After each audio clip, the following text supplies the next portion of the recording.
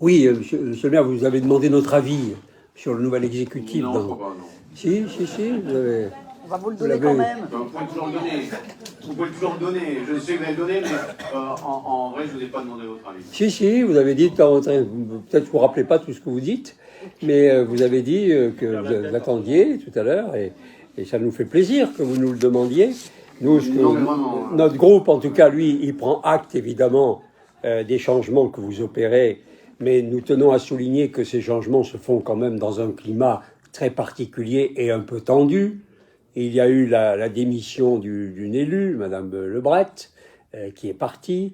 Il y a le départ fracassant de votre premier principal collaborateur, qui a tout de même dénoncé, avec des mots extrêmement précis et durs, les modes de fonctionnement de votre cabinet et donc de votre municipalité, qui sont des modes de fonctionnement qu'il décrit aux antipodes de ce que vous venez de dire encore dans votre discours habituel sur votre bienveillance et votre humanisme que vous venez de répéter et qui ne correspondent pas, selon les très proches collaborateurs, à votre pratique.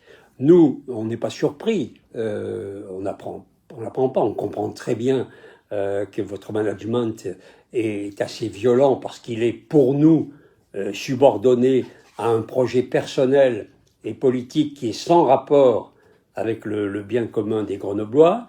Et dans ce que décrit votre collaborateur, les révélations sur la façon dont ont été prises les décisions sur l'évacuation ou non d'un camp de Rome à l'Alliance, sur le respect ou non des règles dans les piscines municipales face à l'envahissement, le premier envahissement de l'Alliance citoyenne à propos du Burkini, nous ont confirmé ce que nous pensons et ce que nous constatons du fonctionnement de la ville sous votre autorité, du fait de votre peu d'implication, et j'aime le résumé de votre collaborateur selon lequel le présent vous échappe.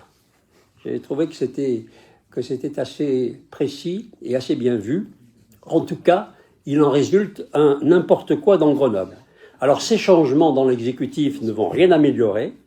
Le choix de votre première adjointe semble résulter d'un compromis politique entre plusieurs inconvénients, puisqu'on peut penser quand même que la force politique des Insoumis pouvait revendiquer une continuité pour ce poste, d'autant, et vous l'avez rappelé, qu'ils bénéficient, eux, d'une légitimité électorale récente, celle des législatives, mais que leur accorder à nouveau cette responsabilité eût été acté votre propre faiblesse politique qui s'est traduite par l'élimination de tous vos candidats verts à Grenoble, qui est une situation unique d'ailleurs pour le maire vert d'une grande ville.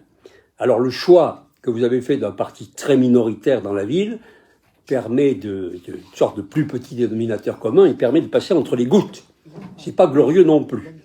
Alors le choix de Madame Peters n'est pas rassurant pour les Grenoblois. Nous ne mettons pas en cause les personnes, jamais d'ailleurs, mais leurs actes.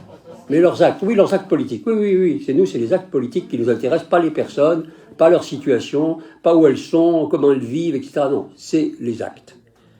Et cette élue est en effet celle qui a appliqué avec un zèle particulier, obstiné, votre refus de tout dialogue avec les habitants de l'avenue de Washington, qui réclament un échange avec la municipalité sur des questions de stationnement. Je rappelle que cet élu était en effet responsable de ce territoire. Cette fermeture totale, cette application sans nuance des consignes de fermeture n'est pas un signe annonciateur de renouveau et d'ouverture dans sa désignation comme première adjointe. Nous relevons que vous ne changez rien non plus, malgré l'explosion de la délinquance à Grenoble. Vous refusez de prendre votre part à la lutte contre l'insécurité en refusant que le mot et la chose, c'est-à-dire la sécurité, figurent dans la désignation des adjoints. Alors que vos décisions urbanistiques, vos attributions de logement, votre absence de toute action sont la source de ce que subissent les Grenoblois, Grenoble ne comptera pas d'adjoint à la sécurité et l'adjointe chargée de discourir sur la tranquillité publique continue à être reléguée en fin de tableau, ce qui détermine bien l'importance du sujet. Forte inquiétude également pour nous, avec le départ de l'adjoint aux finances, M. Sabri, avec lequel nous avons eu une opposition frontale sur les choix, mais dont nous tenons à reconnaître qu'il nous a toujours répondu à nos demandes d'information, qui n'est pas le cas de tous les élus, c'est même très rare, dans cette municipalité. Son remplacement par Vincent Fristo, qui appartient au noyau dur et au poste de responsabilité clé de la ville depuis pratiquement 27 ans, que vous avez désigné pour représenter la partie civile dans votre procès en correctionnel, qui refuse, comme je le demande, de donner toute explication au conseil municipal à ce sujet. Par exemple, pourquoi il a accepté, au nom des Grenoblois et donc du conseil municipal, lors de la dernière rencontre avec le procureur de la République, que votre procès soit reporté à l'automne. Pourquoi? Quelles sont les raisons? Il nous représente, il représente les Grenoblois, il représente la partie civile et il ne donne aucune explication des petits accords entre amis que vous effectuez, qui sont sans aucune, évidemment, transparence. Eh bien, ce choix nous inquiète. Il nous inquiète donc doublement parce que vous avez refusé jusque-là de répondre à la question de savoir si vous alliez ou non augmenter les impôts en 2023.